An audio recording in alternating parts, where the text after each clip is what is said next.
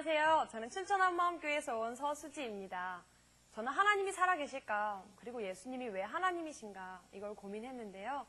저는 모태신앙이어서 어렸을 때는 당연하게 이걸 받아들였어요. 근데 머리가 점점 크니까 의문이 점점 들더라고요. 왜 예수님이 하나님이고 하나님이 살아계신 걸 어떻게 할 수 있을까? 저는 이 질문의 답을 저의 뜨거운 마음에서 찾으려고 했어요. 저는 중학교 1학년 때 처음으로 대형 연합 수련회에 참석했어요.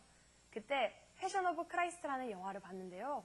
예수님이 저의 죄를 위해 처참하게 돌아가시는 거예요.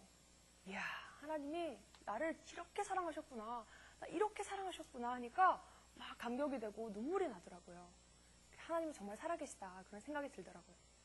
그런데 집으로 돌아오니까 며칠이 지나지 않아서 언제 그랬냐는 듯이 마음이 식어지는 거예요. 또 많은 부흥회와 수련회를 참석해봐도 길면 3일, 짧으면 하루 만에 모든 마음이 식어지더라고요. 그래서 어떻게 하면 이 뜨거운 마음과 감격을 유지할 수 있을까, 이게 항상 고민이었어요. 그러던 중에 학교에서 어떤 시를 배우게 됐는데 그 시는 부처를 사랑하는 마음을 표현한 한 불자의 시였어요. 근데 그 시를 읽고 저는 너무 충격을 먹었어요. 왜냐면 신과 인간 간의 그 뜨거운 사랑의 교류는 하나님이 살아계셔서 하나님만 줄 수 있는 거고, 그런 감격이 있으니까 하나님 살아계시지, 그렇게 생각했는데 그 시를 보니까 완전 감격의 도가니인 거예요. 그걸 보고 제 안에는 이런 의심이 들었습니다. 혹시 내가 믿고 있는 하나님도 만들어진 신이 아닐까? 혹시 내가 없는 하나님 만들어서 찬양하고 기도하고 눈물 흘리면서 북치고 장구치고 있는 거 아니야? 하는 생각이 들었어요. 하지만 아니야, 보지 않고 믿는 거라고 했잖아. 아니야, 의심하지 마 이러면서 저의 모든 의심들을 아주 꾹꾹 눌렀습니다. 그러면 좀 성령 체험이나 방언 체험 같이 뭘 좀 뜨겁게 체험하면 하나님이 살아계신 걸 확실하게 알 것 같더라고요. 그래서 저는 방언을 받고 싶었어요. 그래서 방언을 받으려고 이런저런 수련회와 부흥회 때 노력을 참 많이 했는데요. 한 번은 어떤 목사님이 내가 안수기도를 해주면 방언을 받을 수 있다, 앞으로 나와라, 이렇게 말씀하시길래 저는 한 걸음에 강단으로 올라가서 맨 중앙에서 뜨겁게 기도를 하고 있었어요. 막 한참 기도를 하는데 제 앞에 있는 언니한테 그 목사님이 손을 딱 얹자마자 그 언니가 뒤로 싹 쓰러지면서 방언을 하는 거예요. 이야, 저건 뭐냐, 이야, 멋있다, 나도 받고 싶다, 막 그러니까 무릎으로 막 기어가서 목사님 발을 붙들고 저에게도 안수기도 해달라고 막 말씀을 드리니까 목사님도 감격을 하셔서 막 기도를 해주시더라고요.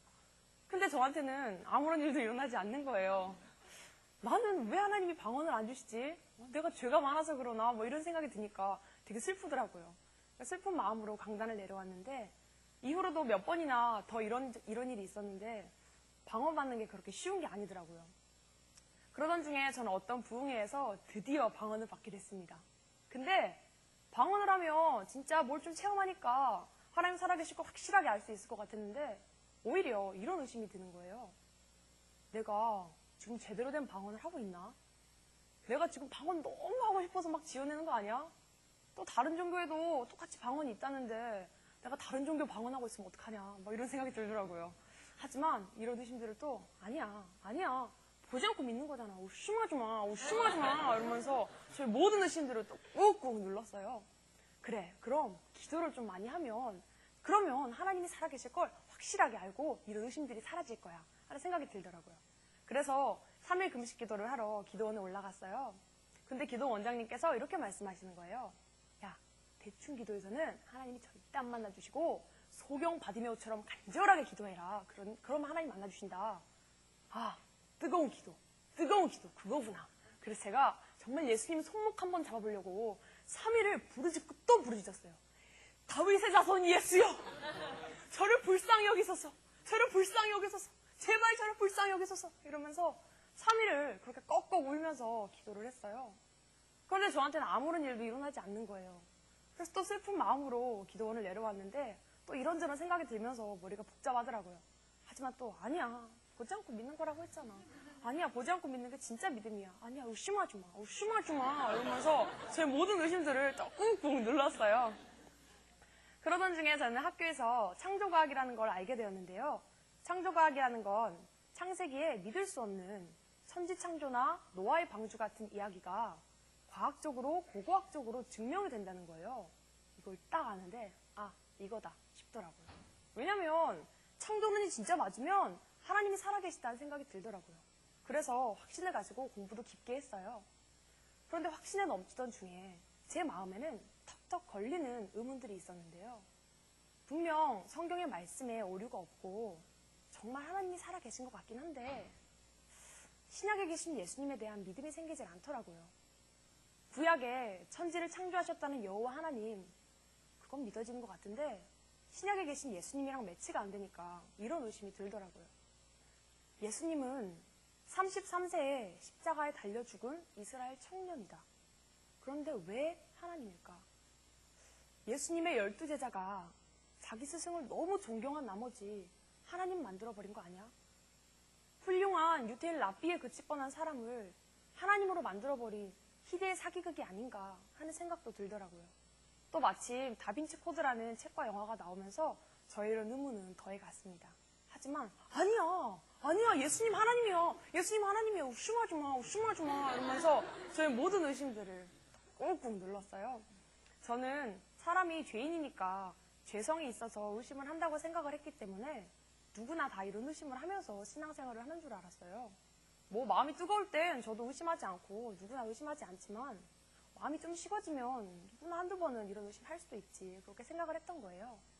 그래서인지 저는 이런 의문이나 의심을 부모님을 비롯한 누구에게도 이야기하지 않았고 저는 겉으로 봤을 때는 아주 하나님 잘 믿고 신앙생활 잘하는 크리스천이었어요.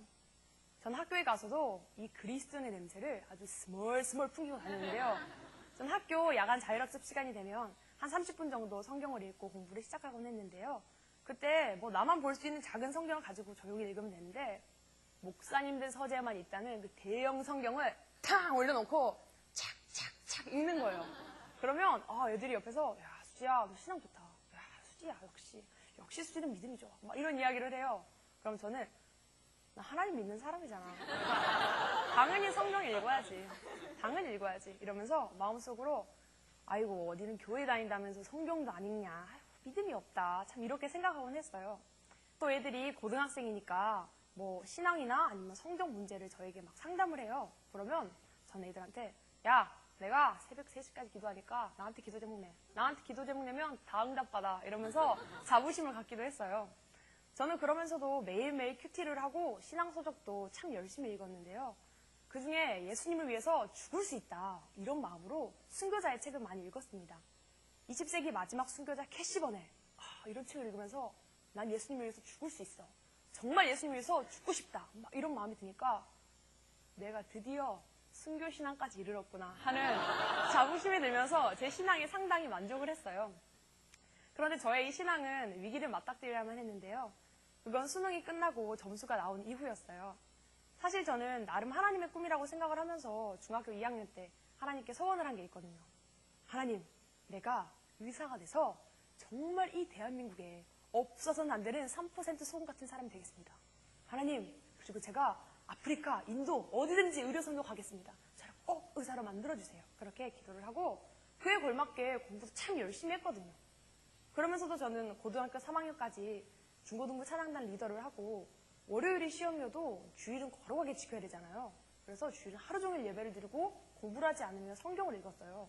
또 매일 저녁 기도를 하고 성경을 읽으니까 제가 봐도 제가 너무 기특하더라고요. 하나님 보셨을 때도 참 기특하게 생각하시고 저를 꼭 의대에 보내주실 거라는 굳은 믿음이 있었어요. 근데 최악의 성적이 나온 거예요. 점수를 딱 확인하는데 이건 하나님이 그냥 제 뒤통수를 옛다 맞아라 탕 하고 때리시는 것 같더라고요. 정말 제 정신줄이 그대로 끊어지면서 완전 패닉 상태가 됐어요. 저희 집에 방이 그렇게 많은 건 아닌데요. 방울방울 미친 듯이 소리를 지르며 막 뛰어다니는 거예요. 방문을 열면서 으아 하면서 온 집안을 그렇게 미친 듯이 돌아다니니까 옆에 있는 엄마가 막 걱정이 되셔서 따라 들어오시는 거예요. 제가 문을 딱 잠그고 들어 누워서 이 상황이 너무 기가 막혀서 웃다가 너무너무 화가 나더라고요. 그래서 으악 소리 지르다가 으악 소리 지르다가 으악 소리 지르다가 막 미친 듯이 반복하니까 엄마가 밖에서 들으셨을 때 완전 미친 줄 알고 막 달깍달깍달깍 문을 열고 탁 들어오시는 거예요. 제가 엄마를 보는데 이 안에서 알 수 없는 분이 끓어오르면서 엄마를 딱 째려보고 저 안 미쳤어요. 그렇게 이야기하니까 엄마가 너무 놀라시면서 막 눈물 흘리시면서 그래 수지야 미치면 안 되지 막 그러시더라고요. 정말 너무 충격이었어요. 제 신앙의 모든 근본이 흔들리는 순간이었습니다. 어떻게 이럴 수가 있을까? 내가 공부도 그렇게 열심히 하고 그렇게 열심히 하나님을 섬겼는데 어떻게 이러실 수가 있나 하는 원망과 의심이 마음에서 폭발을 했습니다. 저는 막 십자가 앞에서 제자들이 싹 다 도망갈 때 야, 참 믿음이 없다. 야, 참 의리가 없고 믿음이 없다. 그렇게 생각을 했었는데요. 제가 딱 그러고 싶더라고요. 정말 이 마음에서 원망과 의심이 걷잡을 수 없이 들더라고요. 사람들은 하나님이 더 좋은 길로 인도하시려고 점수가 나오지 않은 거라고 막 위로를 해요. 그럼 저도 밖으로는 아멘, 아멘, 하나님이 제일 좋은 길로 인도하시려고 그러죠. 이렇게 이야기했어요. 정말 믿어서라기보다 그렇게라도 이야기하지 않으면 제가 너무 초라해질 것 같더라고요. 제가 그때 막 공책이면 공책, 책이면 책, 무슨 의대, 1, 2학번 서수지 꼭 간다 막 이렇게 써놓고 애들에게 엄청 떠벌렸거든요. 근데 막상 점수가 안 나와서 못 간다는 말은 참아 못하겠어서 하나님의 인도하심이지 이런 변명으로 숨어보려고 했던 거예요. 하지만 제 안에는 이미 꾹꾹 눌러놨던 모든 의심과 원망이 다 폭발하고 정말 머리가 너무너무 복잡하더라고요. 그리고 예수님에 대해서 생각만 하려고 하면 온갖 의심이 다 들어서 정신이 없을 정도였어요. 그때부터 저는 드라마와 영화, 판타지 소설, 스마트폰에 완전 중독돼서 빠져들었는데요. 매일매일 새벽 4시가 넘도록 캄캄한 방에서 PMP로 영화와 드라마를 보고 판타지 소설을 눈이 빠져라 읽는 거예요. 그러다가 새벽 4시쯤 부모님이 새벽 기도하실 시간이 되면 전 들킬까봐 그제서야 잠자리 들곤 했어요. 그러면서도 매주 꼬박꼬박 교회에 갔고 찬양단도 계속 했습니다. 왜냐면 그때까지 제가 쌓아온 이미지가 있잖아요. 야, 수지는 믿음이 좋아. 아, 수지라면 수지니까. 야, 수지는 믿음이 좋아. 이런 이야기를 많이 들었는데요. 수지 신앙 한 방에 무너졌다. 이런 이야기는 듣고 싶지 않더라고요. 그래서 그렇게 이중적인 신앙생활을 했던 것 같아요.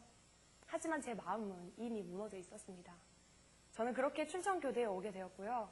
아버지께서는 제가 외지로 가면 위험하다고 하시면서 춘천 한마음교회에서 운영하는 대학생 기숙사로 들어가라고 하시더라고요. 그래서 저는 자의반 타의반으로 들어오게 됐고 새벽 기도를 함께 하면서 말씀을 들었어요. 근데 처음에는 뭐가 뭔 말인지 잘 모르겠더라고요.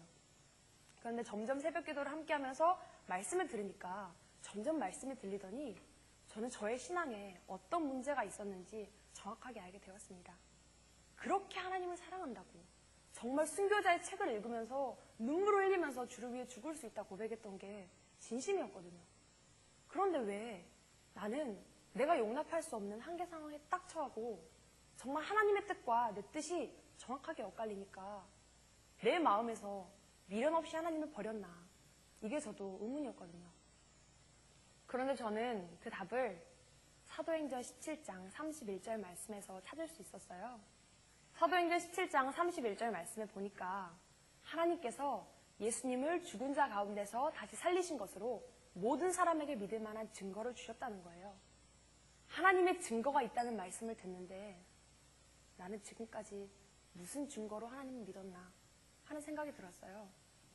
생각을 해보니까 내 나름의 감격, 내 나름의 체험, 이런 내가 기준이 되는 사람의 증거로 믿었다는 걸 알게 됐습니다. 그랬기 때문에 내가 흔들리니까 기준이 흔들리고 결국엔 예수님은 부인하고 모른다고 할 수밖에 없었더라고요.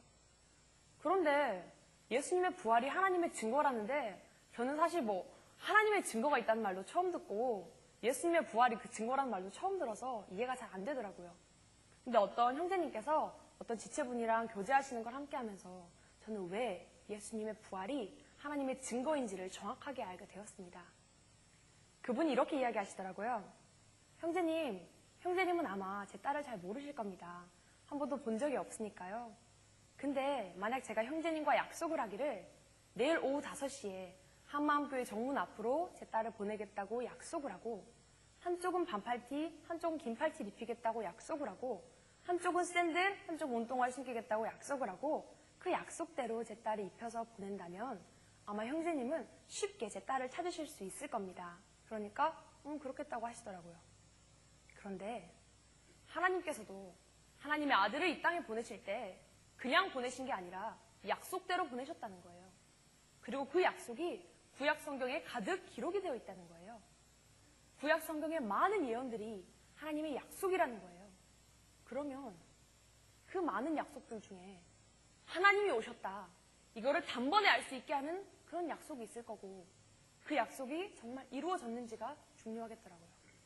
그런데 하나님께서는 그 누구도 흉내낼 수 없는 독보적인 약속을 하셨더라고요. 하나님이 이 땅에 오셔야만 이루어질 수 있는 약속을 하셨더라고요. 그게 바로 죽음을 이기는 부활의 예언이었습니다. 구약 성경에 보니까 모든 사람은 죽고 썩는데 주의 거룩한 자는 썩지 않는다는 말씀이 기록되어 있고, 사망을 영원히 멸하실 거라는 말씀이 기록되어 있더라고요. 그리고 그 말씀대로 예수님께서 죽으시고 3일 만에 죽음을 뚫고 부활하셔서 그 예언을 이루셨다는 거예요. 예수님이 성경대로 부활하셨다. 저는 이게 역사적인 사건인 것도 알게 되었어요. 만약 이게 거짓말이었다면 제자들이 자기들이 만들어낸 거짓말에 생명을 걸면서까지 부활을 증거했을 리가 없잖아요. 예수님이 성경대로 부활하셨다. 저는 그 말을 그 형제님한테 들었는데요. 알고 보니까 제자들이 그렇게 생명을 거 전했던 것도 바로 이거더라고요. 사도행전 2장에도 보니까 베드로가 유대인에게 똑같이 이야기하더라고요. 너희가 십자가에 못 박은 이 예수를 하나님이 주와 그리스도가 되게 하셨다. 이 예수를 하나님이 살리신지라. 우리가 이 일의 증인이라. 이렇게 이야기하는데 듣는 유대인들이 다 어쩔 줄 몰라 하면서 막 회개를 하는 거예요. 왜냐면 그 사람들은 이 부활이라고 하는 게 보통 사건이 아닌 걸 알았던 거예요. 부활하는 분은 약속대로 오신 하나님이라는 건 그 누구보다도 유대인이 가장 잘 알았는데 자기들이 죽인 예수님이 부활했다 그러니까 난리가 난 거예요. 정말 이 부활은 보통 사건이 아니었습니다. 그냥 기독교의 핵심 교리 중에 하나, 이렇게 넘어갈 수 있는 것도 아니었어요.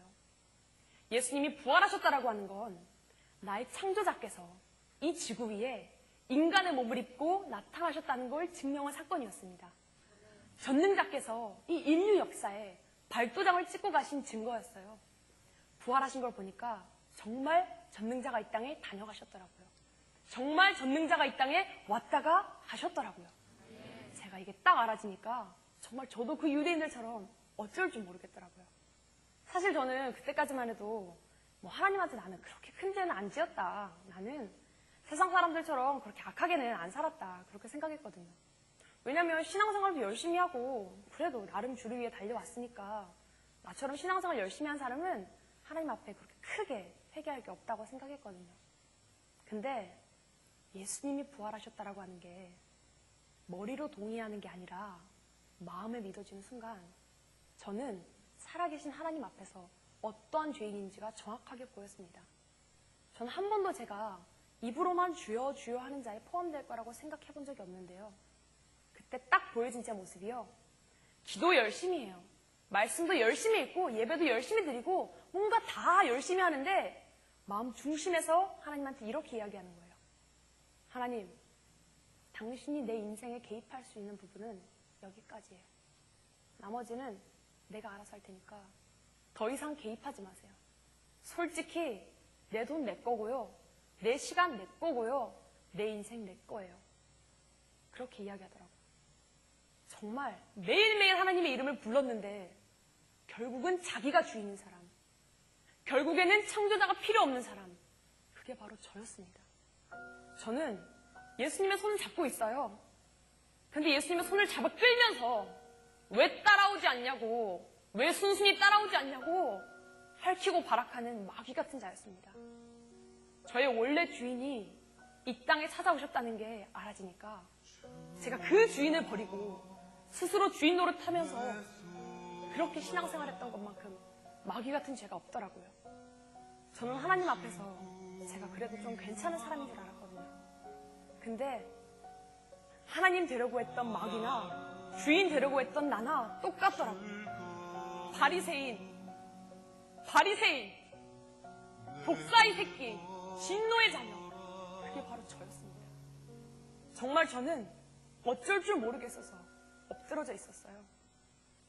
정말 몸둘 바를 모르겠더라고요. 근데 예수님께서 로마서 14장 9절 말씀으로 다시 이렇게 이야기하시는 거예요. 내가 너의 주인이 되기 위해서 죽었다. 내가 너의 주인이 되기 위해서 부활했다. 내가 부활했다. 이것으로 충분하지 않으면, 내가 부활했다는 것으로 충분하지 않으면, 이제는 내가 너의 참 하나님이 되고 너의 인생의 진정한 주인으로 들어가도 되겠느냐? 그렇게 물어보시는데 저는 그 앞에서 제 온 마음을 찢으면서 제가 주인을 버리고 스스로 저를 주인 노릇했던 그 악랄한 죄를 회개하고 저의 주인 되시기 위해 죽으시고 부활하신 예수님을 저의 마음의 주인으로 모셨습니다. 그리고 저는 그때까지 의문이었던 하나님이 살아계실까? 예수님이 하나님이실까? 이 질문도 확실하게 답을 얻었어요. 예수님께서 부활하셨기 때문에 더 이상 의심하거나 흔들릴 수가 없었습니다. 예수님이 이렇게 저희 주인이 되시니까 저희 모든 생각과 가치관과 판단과 모든 결정이 저의 주인 되신 예수님의 말씀에 따르고 싶더라고요. 예수님께서 부활하시고 승천하시기 전에 제자들에게 부활의 증인이 되라 하는 말씀을 하셨더라고요. 제가 그 말씀을 딱 읽는데 하나님께서 죽어 마땅한 이 바리새인에게도 부활의 증인이 되게 하셨구나. 이게 너무도 감사하더라고요. 그래서 저는 제가 다니고 있는 춘천교대 캠퍼스와 버스, 지하철, 길거리 그 어디가 되었든 간에 부활하신 예수님을 전하고 있습니다. 제가 다시 전능자를 뵐 때까지 저는 하나님께서 모든 사람에게 주신 믿을 만한 증거, 너무도 기쁜 소식, 너무도 기쁜 예언의 성취, 부활하신 예수님을 증거하는 부활의 증인의 삶을 살겠습니다. 감사합니다.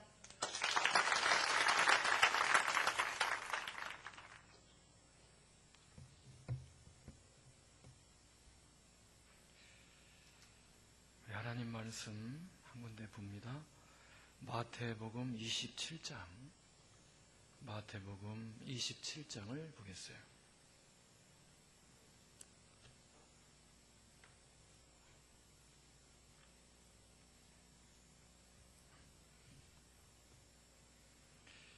마태복음 27장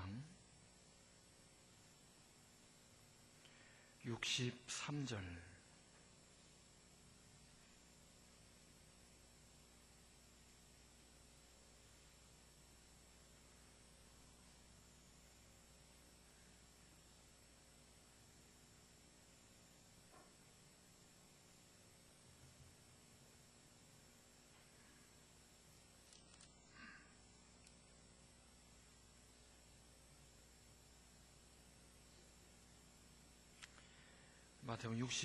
마태복음 26장을 봅니다. 제가 한 장을 앞서 봤어요. 26장 63절, 26장 63절부터 68절까지 다 같이 함께 읽겠습니다. 시작. 예수께서 침묵하시거늘 대제사장이 이르되 내가 너로 살아계신 하나님께 맹세하게 하노니 내가 하나님의 아들 그리스도인지 우리에게 말하라. 예수께서 이르시되 내가 말하였느니라. 그러나 내가 너에게 이르노니 이후에 인자가 권능의 우편에 앉아 있는 것과 하늘 구름을 타고 오는 것을 너희가 보리라 하시니 이에 대제사장이 자기 옷을 찢으며 이르되 그가 신성모독하는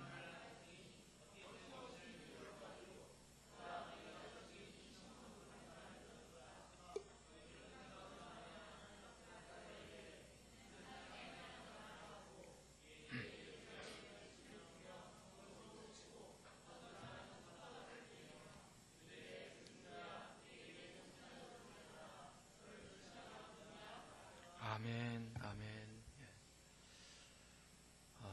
우리 예수님께서 십자가 지시기 전에 재판받는 모습이에요.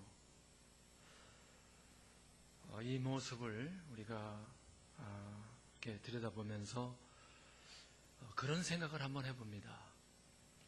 우리 예수님께서 이 땅에 오셔서 한마디만 할 수 있다면 무슨 말을 하실까? 예수님이 이 땅에 오셔서 한마디만 할 수 있는 기회가 주어졌다. 그러면 예수님은 무슨 말씀을 하실까? 이런 질문을 한번 해봅니다. 예수님께서 내가 너희를 사랑한다, 뭐 그런 말씀도 할 수 있으리라, 이런 생각을 할 수 있습니다. 그런데 오늘 이 말씀을 근거로 볼 때 우리 예수님께서 정말 하고 싶은 한마디, 그게 뭘까? 이렇게 생각해 보자고요. 10개 영화에도 그런 부분이 나오는데, 어떻게 하다 보니까 가족이 다 흩어졌어요. 다 흩어졌습니다.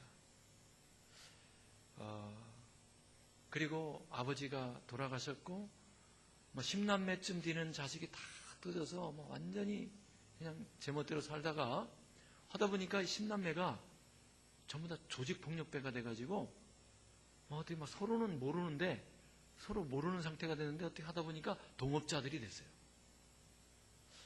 그 이제 한 고객을 이렇게 잡았어요. 어떤 아주머니를 잡았는데, 알고 보니까 그 어머니야. 어머니인데 몰라. 10남매 전체가 다 조폭이 돼가지고 이제 아주머니를 잡아서 그 아주머니 재산을 강탈하려고 이렇게 작당을 하고 있는데, 엄마는 딱 알아보는 거예요. 이게 10남매 전체가 내 자식인 걸 알아보는 거예요. 그때 엄마가 한마디만 할 수 있을 때 뭐라고 말하겠어요? 내가 너희 어머니다. 이 말을 하고 싶지 않겠어요? 믿지 않겠지만, 믿을 수 있는 상황이 아니지만 어머니로서 한마디만 할 수 있는 기회가 주어진다면, 내가 너희 어머니란다. 너희들은 내 자식이란다. 이 말을 하고 싶지 않겠어요? 만일 예수님께서 이 재판석상에서, 아니 이 땅에 오셔서 한마디만 할 수 있는 기회가 주어졌다면 뭐라고 하시겠어요? 내가 하나님의 아들이다. 내가 너희의 창조주다. 내가 하나님이다. 너희들의 모든 불행은 나를 떠났기 때문이다. 내가 너희의 구세주다. 내가 너희의 주인이다. 이 말 한마디를 하고 싶었을 것으로 확신합니다. 근데 그 말을 못하는 거예요. 지금 이 재판상에서 그 말씀을 할 분위기가 아닌 거예요. 그런데 예수님께서 하십니다. 재판장이 네가 과연 하나님의 아들이냐라고 묻습니다. 네가 말하였느냐? 네가 말하였느니라. 그 말씀을 하고 싶었던 거예요. 그런데 악한 마귀는 그동안 사람들을 속여서 진실 중에 진실인 예수님의 하나님의 아들이심을 가려놨기 때문에 그것이 신성모독죄요, 그것이 극형에 처할 십자가형에 처해야 될 죄라는 것으로 판결을 해버린 거예요.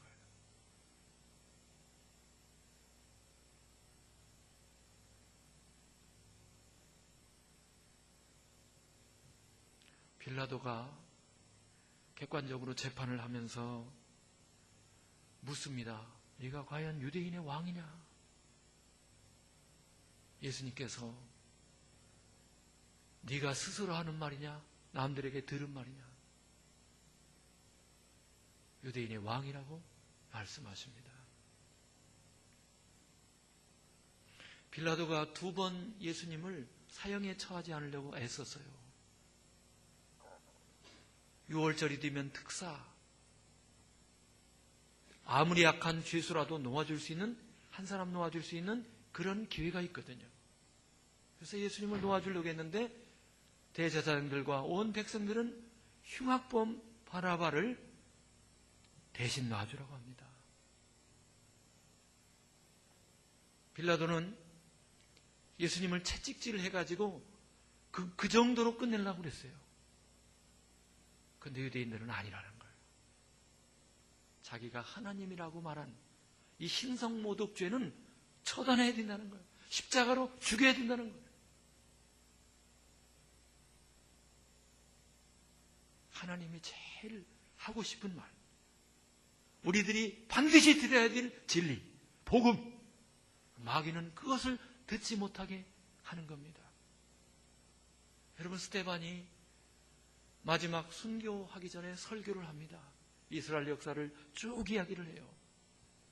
그동안 하나님이 보낸 선자들을 핍박했던 유대인들, 하나님의 말씀을 거역했던 그 역사를 이야기하면서 하나님의 하나님 되심을 거부했던 그들의 죄를 드러낼 때 그들이 분을 이기지 못하고 스데반을 죽일 준비를 합니다. 그때 하늘문이 열렸어요. 스데반이 고백합니다. 하늘이 열리고 하나님 보좌 옆에 부활하신 예수님이 서 계신다라고 고백합니다. 부활하신 예수님, 인류의 구세주이신 하나님의 아들이신 그 예수님에 대한 고백을 하는 순간 저들이 귀를 막고 듣기 싫다는 거예요. 소리를 지르며 돌멩이를 들어서 스데반을 때려 죽입니다. 예수님이 이 땅에 오셔서 하고 싶은 한마디는 내가 하나님의 아들이다 하는 그 말씀. 근데 마귀는 그 얘기를 듣지 못하게 하는 거예요. 그걸 인정하지 못하게 합니다. 귀를 막게 하고 소리를 지르게 하고 그 고백하는 스데반을 돌로 때려 죽이는 거예요.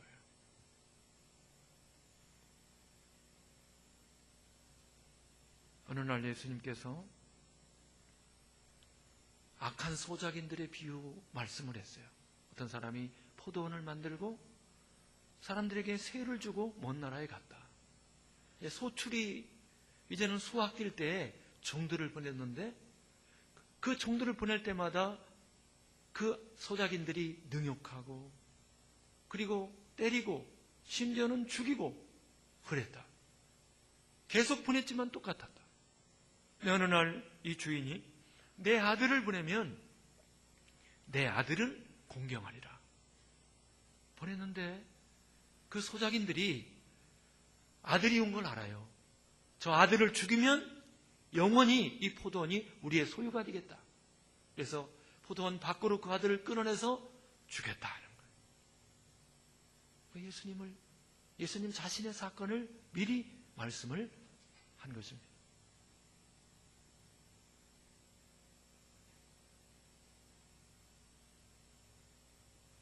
하나님이 살아계시고 그분이 주인인 것을 우리가 가장 못 믿고 가장 거부하는 주제 이것입니다. 하나님의 살아계심을 근본적으로 믿기 어렵고 또한 그분의 주인 되심을 우리는 근원적으로 거부하는 본성이 있습니다. 이것이 회복되는 것이 진정한 구원이고 하나님 나라의 풍성함을 누리는 축복의 길임을 믿으시기 바랍니다.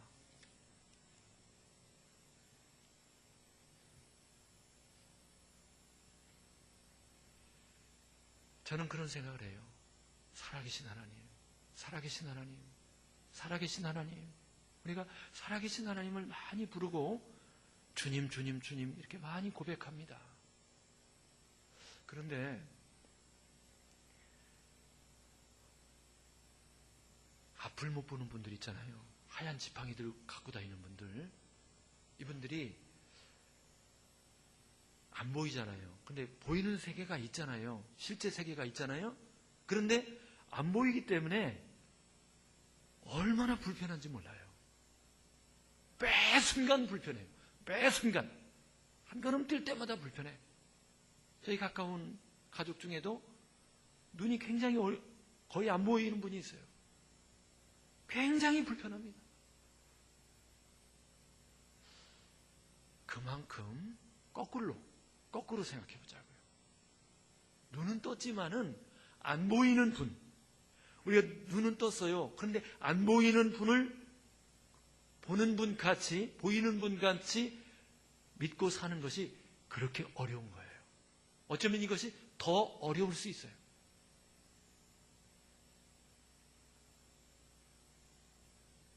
눈이 안 보이는 분이 지금 여기서 예배 끝나고 나갈 때 우리는 밝은 빛 가운데 보이니까 피해서 잘 나가지만은 누군가가 안내하지 않으면은 몇 번 부닥치게 돼 있어요. 계단 내려가면서 계단 불편하죠. 어려울 겁니다. 그와 똑같이 보이지만 우리가 지금 보이는 것을 보고 있지만은 안 보이는 그분을 믿는다는 것이 그 정도로 미숙하다는 것을 알아야 돼요. 그렇기 때문에 하나님께서 부활이라고 하는 확증을 주셔서 안 보이는 세계, 천국과 하나님, 지옥, 안 보이는 세계가 있음을 확증하셨고 동시에 우리가 끊임없이 그 살아계신 하나님을 신뢰하는 그 믿음을 부여하지 않으면은 순간적으로 우리는 믿음을 잃어버릴 수 있다는 거예요. 살아계신 주님을, 살아계신 예수님을 믿는 신앙을 우리가 확립할 수 있기를 축원합니다. 너무 중요한 거예요. 또 하나, 주님 주님 하지만은 이게 보통 어려운 게 아니에요. 보통 어려운 게 아니에요. 베드로가요, 분명히 신앙 고백을 했어요. 저는 그리스도시요 살아계신 하나님의 아들이십니다. 예수님께서 고난받을 것에 대해서 예언을 하십니다. 그때 베드로가 주여 그리 마옵소서 하는 거예요. 분명히 0.1초 전에 주여 해놓고 0.01초 뒤에 나여 하는 거예요. 이게 우리의 모습이에요. 말로는 주여 했지만은 순간적으로 우리는 벌써 나여로 빠지는 거예요. 이게 얼마나 어려운지.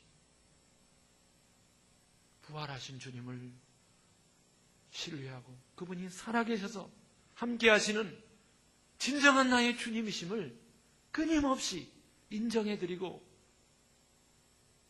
믿고 살 수 있기를 축원합니다. 그러기 위해서는 반복이 필요해요. 반복이 필요해요. 제가 이 서수지 자매 간증을 한 5번 봤어요. 볼 때마다 그렇게 눈물이 나고 감동이 돼요. 다른 간증도 몇 차례씩 봤습니다. 지금까지 나온 거 다 봤어요. 춘천 한마음교회 가면은 어떤 특징이 있어요. 특징. 착하다. 사람들이 잘 도와준다. 어디서 모르는 헌신이 있다. 다른 교회에서 느낄 수 없는 어떤 뭔가의 그 에너지가 있다. 섬김과 사랑과 그리고 도와주고 교만하지 않고 겸손한 어떤 기류가 있어. 기류. 분명한 기류가 있어요. 어리숙한 사람들이라 그런가? 원래 체력이 좋아서 이렇게 그냥 막 겨울에도 설거지하고 막 그런 일을 밖에서 설거지하는데 그런 일을 마다하지 않나? 원래 낙천적이기 때문일까?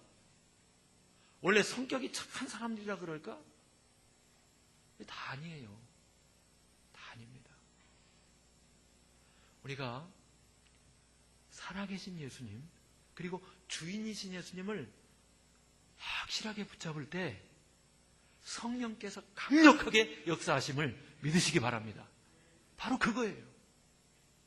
성령께서 그 가운데 강력하게 역사하는 하나님의 힘, 하나님의 능력, 하나님의 은혜가 흐르고 있는 거예요. 우리 예수님께서 재판석상에서 하시고 싶은 말씀, 좀 분위기 좋은 가운데에서 그 말씀하시면 얼마나 좋았겠어요. 근데 그분을 재판하면서 그 말하면 죽일 그런 태세를 갖추고 당신이 누구냐 이렇게 물어볼 때 진짜 분위기가 안 좋았죠. 그분이 충분히 이 세상을 준비시키고 만물을 창조하신 창조주께서 이 땅에 오셔서 그분이 뭐 걸릴 게 뭐가 있겠어요. 내가 창조주다. 내가 하나님의 아들이다. 이렇게 좀 말씀할 수 있었는데 그런 분위기가 아니잖아요. 그럼에도 불구하고 그 말씀을 하신 거예요. 그 말씀 하셨기 때문에 십자가에 죽으신 거예요. 그들만의 죄가 아니에요. 인간은 다 똑같은 거예요. 우리들도 그거를 거부하고 있는 거예요. 예수님의 주님 되심을 그렇게 싫어하는 거예요. 이거를 소수지자매가 본 거예요. 자기 속에 있는 그 죄를 본 거예요. 그 악랄한 죄를 본 거예요. 그리고 회개하게 된 거예요. 대학생이죠, 이제. 대학생인데 너무 이쁘잖아요.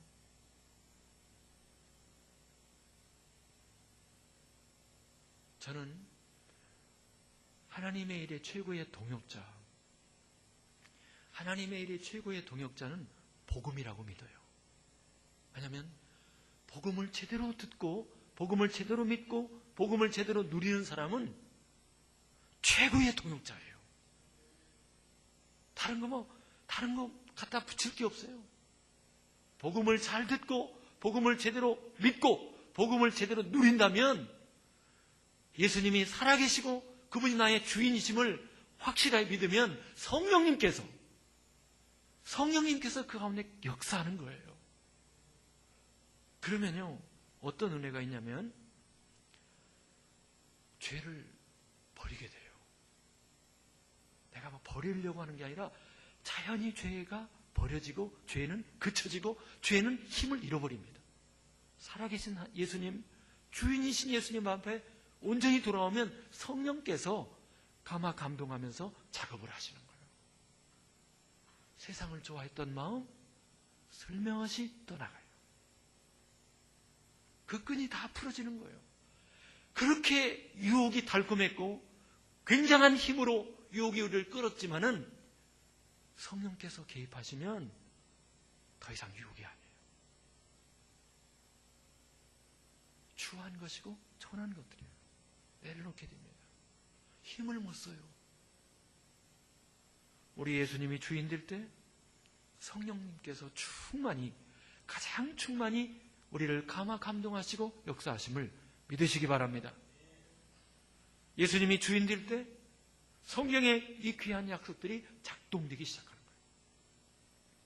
하나님의 말씀이 내 속에서 작동되는 거예요. 예수님 안에서의 삶이, 예수님 안에서의 특권이 누려지기 시작함을 믿으시기 바랍니다. 그 모든 기쁨, 하늘로부터 오는 평안, 행복, 쉼과 자유함이 여기서 오는 거예요. 성격적으로 낙관적이고 그냥 늘 즐겁게 사는 그런 분위기 맨이기 때문이 아니라 초자연적으로 하나님으로부터 오는 참된 만족과 기쁨이 하늘로부터 우리에게 부어짐을 믿으시기 바랍니다. 또한 예수님으로 말미암아 이루어진 칭의, 하나님의 자녀가 된, 또 하나님과 화목된 그분의 것이 된 구속, 천국의 상속자가 된 풍성함과 부유함 누려지게 됨을 믿기 바랍니다. 그리고 예수님이 주인 되면요, 모든 인간관계가 부부관계부터 부모와 자녀관계, 모든 친구와의 관계, 이 모든 관계가 예수님이 주인이 되니까 정상적으로 다 회복이 되는 거예요. 모든 관계가 정상적이 되는 거예요. 할렐루야. 미운 사람이 없어요. 다 귀하고 다 보물이고 다 불쌍하고 다 소중하고 그렇게 보여지는 거예요. 아멘. 그러니까 인간관계가 아름다워질 수밖에 없는 거예요.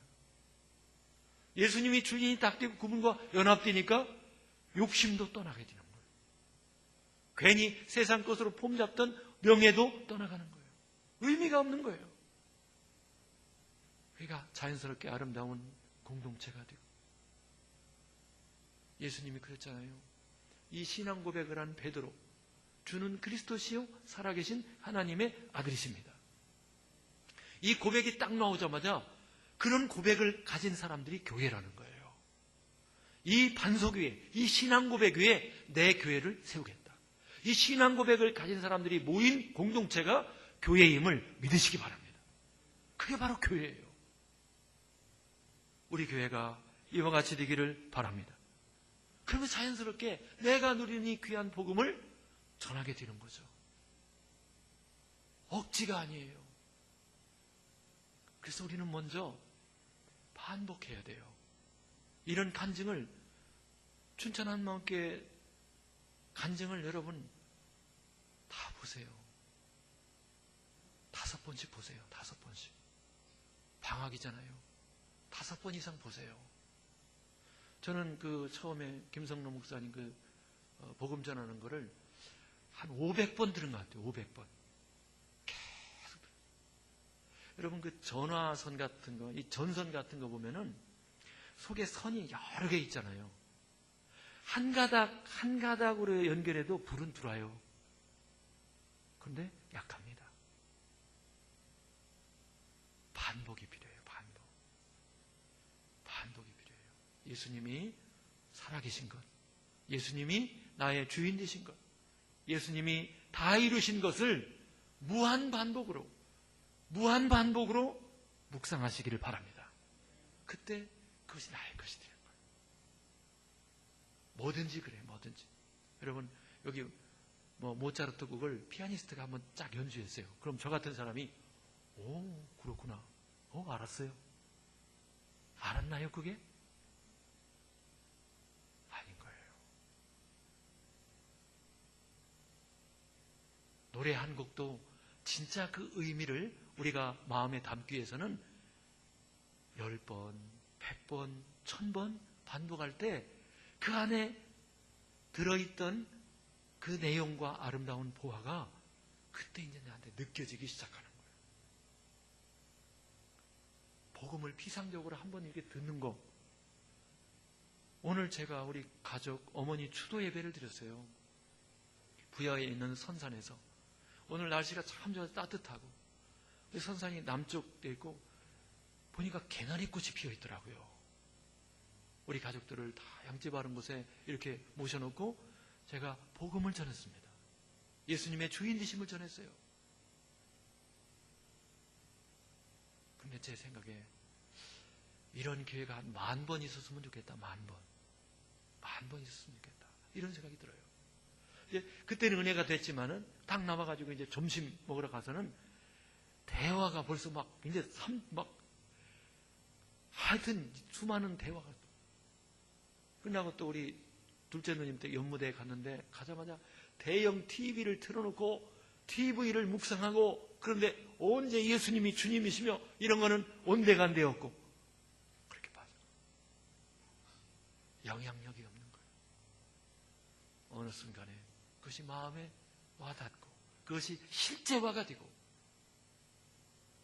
예수님의 살아계심이, 주인 되심이 진정으로 내 것이 됐을 때 이때부터 힘이 있는 그리스도인임을 믿으시기 바랍니다. 할렐루야. 그래서 복음이 되어야 돼요.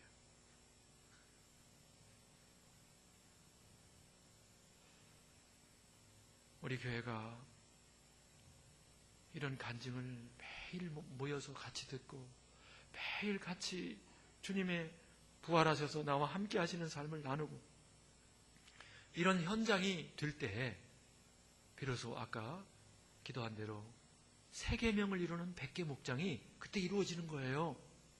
그냥 세계명을 이루는 100개 목장 이루어 주시옵소서 그렇게 되는 게 아니에요.